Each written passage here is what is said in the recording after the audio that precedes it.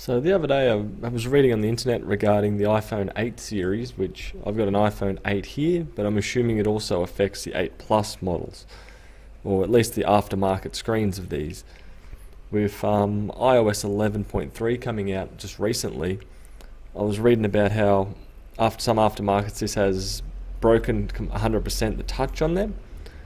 I have attempted this on an iPhone 7, which the iPhone 7s and 8s both use the same panel. But that one, the iPhone 7 that I used with the same model of screen, worked perfectly still after the 11.3 update. But this phone, on the other hand, this iPhone 8 with an aftermarket screen, updated it, or as you see in this video, I updated it to 11.3. Once it's updated from there, there's zero touch at all, the same as the reports that I've heard. I have been in contact with my screen supplier regarding this, and they were saying that there needs to be a software update for the display. So if you've currently got them, I'd recommend sending them back to your supplier.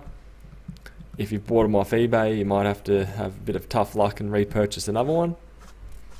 But my option with my supplier was I could send back my current stock of the iPhone 8 screens, they'll update them and send them back to me. So hopefully you can do that to save yourself some money. Otherwise, don't update to 11.3.